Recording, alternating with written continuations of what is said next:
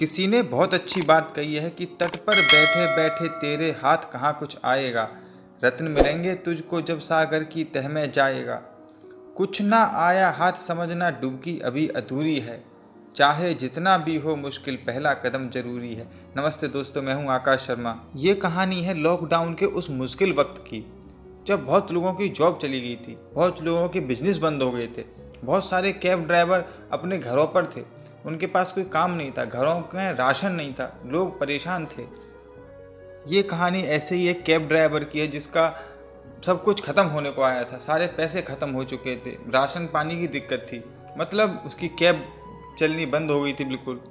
वह ड्राइवर अपने घर पर था, अपने गांव में था और बहुत परेशान था। जिस इकलौते साधन से पैसा आ रहा था वो भी साधन रुका हुआ था। उसके पास जो बचत थी वो धीरे धीरे ख़त्म होती जा रही थी, गरीबी के दिन बढ़ते जा रहे थे। उसने बहुत सारे लोगों से मदद मांगी, बहुत सारी जगह पर फ़ोन किया मदद के लिए, लेकिन सभी जगह से नाम का जवाब मिल रहा था, कोई उसकी मदद नहीं कर रहा था। एक दिन अचानक से एक फ़ोन आता है और सामने से एक बंदा बोलता है कि भाई साहब अपना अकाउंट नंबर भेजिए, मैं आपको कुछ कैश भेजना चाह रहा हूँ, आपकी मैं कुछ मदद करना चाह रहा हूँ। ये उससे पूछना चाहता है आप कौन है, आप कहाँ से बोल रहे हैं, लेकिन उससे पहले ही कॉल कट जाता है। ये वापस से उस नंबर पर कॉल करता है और पूछता है आप कौन हो। वो कहते हैं अरे आप पहले अपना खाता नंबर तो भेजो, फिर बाद में बताता हूँ। ये विश्वास करके भेज देता है और वाकई में इसके पास थोड़ी देर बाद कैश आ जाता है इसके अकाउंट में। ये बहुत खुश होता है, ऊपर वाले को धन्यवाद कहता है और ऊपर वाले से बोलता है आज तो आपने ही बचा लिया, चमत्कार हो गया। ये ड्राइवर वापस से उस नंबर पर कॉल करता है और पूछता है आप कौन हैं, आपने मेरी मदद क्यों की। तो वो सामने से बंदा बोलता है कि शायद आप भूल गए होंगे लेकिन मुझे अभी भी याद है। आज से 4 महीने पहले मेरा एक इंटरव्यू था दिल्ली में। मैंने घर से कैब बुक की, मैं स्टेशन पहुंचा और जब मैं स्टेशन पहुंचा, स्टेशन उतरने के बाद में मैंने अपना फ़ोन चेक किया तो मुझे मेरा फ़ोन नहीं मिला और मैं स्टेशन से बाहर निकला और मैं कैब को ढूंढने लगा। मेरा फ़ोन कैब में ही रह गया था। मैं हर कैब ड्राइवर को जाके आके देख रहा था और देख रहा था पता नहीं वो कौन बंदा था जिसकी कैब में बैठ के आया था। और मैं सोच रहा था मन ही मन के कैब वाले होते ही ऐसे हैं, ये लोग कोई सामान मिल जाता है उसको लेके भाग जाते हैं। अब क्या पता तो उसने मेरा फ़ोन भी स्विच ऑफ कर दिया होगा, फ़ोन बंद कर दिया होगा, तो मुझे मिलेगा ही नहीं। और मैं मन ही मन बहुत परेशान हो रहा था, मन ही मन बहुत गालियाँ दे रहा था। और उस दिन फिर मैंने अपना इंटरव्यू भी कैंसिल कर दिया कि जब सुबह ही सुबह इतना नुकसान हो गया, आज का दिन ही ख़राब है, नौकरी भी क्या मिलेगी मुझे। मैंने अपना इंटरव्यू कैंसिल कर दिया और वापस मैं अपने घर आ गया। जब मैं घर पहुंचा तो मैंने देखा कि मेरे घर के बाहर एक कैब खड़ी हुई है और कैब को देखकर मेरा दिमाग फिर से ठनका, मैं फिर से गालियां देने लगा, ये कैब वाले ऐसे ही होते हैं वैसे होते हैं। और मैं सोचने लगा कि किसी आस पड़ोसी को लेने आया होगा।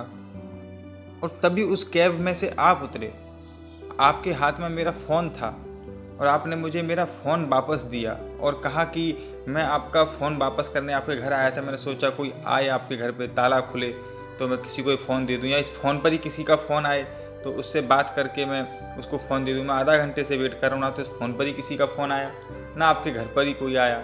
अच्छा हुआ आप आ गए।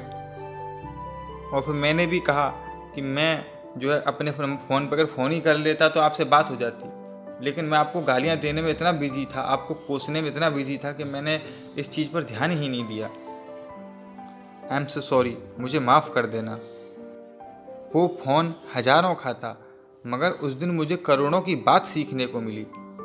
उस दिन जब आपने मुझे मेरा फ़ोन लौटाया तो मुझे काफ़ी कुछ सीखने को मिला। मुझे सीखने को मिला कि इस दुनिया में अभी भी इंसानियत ज़िंदा है, बाकी है इंसानियत अभी भी। और मुझे सीखने को मिला कि किसी को भी जज करना बंद कीजिए। मैं आपको जज कर रहा था, आपके बारे में उल्टा सीधा सोच रहा था पता नहीं कैसा आदमी है, मेरा फ़ोन लेकर चला गया। लेकिन आप तो मेरा फ़ोन लौटाने के लिए आए थे, आप इंतज़ार कर रहे थे कि उस फ़ोन पर किसी का फ़ोन आ जाए। और उस लड़के ने अपनी बात ख़त्म करते हुए कहा कि बस मुझे लॉकडाउन में आपकी याद आ गई, मुझे लगा आप परेशान हो गए तो मैंने सोचा आपकी थोड़ी सी मदद कर दूं। मैंने आपका नंबर सेव किया हुआ था, जितना मेरे से बन पड़ा कैश उतना मैंने आपको ट्रांसफ़र कर दिया है, शायद आपकी इससे कुछ मदद हो जाए। इधर फ़ोन पर जो कैब ड्राइवर था वो कहने लगा कि आपने जो मेरी मदद की है, आपने जो मुझे पैसे दिए, इससे बड़ी मदद नहीं हो सकती। और आज आपने इस दुनिया में मुझे बहुत बड़ी बात सिखाई है। अगर हम अच्छे कर्म करेंगे, अच्छा काम करेंगे तो अच्छा रिजल्ट ज़रूर आएगा। आपको पता नहीं है मैं किस हाल में जी रहा हूँ, मेरे पास राशन नहीं है, मेरे पास खाना नहीं है, घर में पैसा नहीं है। मैं रोज़ भगवान से विनती कर रहा हूँ पर कोई मेरी मदद नहीं कर रहा था। लेकिन आज आपने मुझे सिखा दिया कि अगर मैं अच्छा काम करूँगा तो अच्छा रिजल्ट ज़रूर आएगा। ये कहानी हमें सिखाती है कि इंसानियत सबसे बड़ा धर्म है।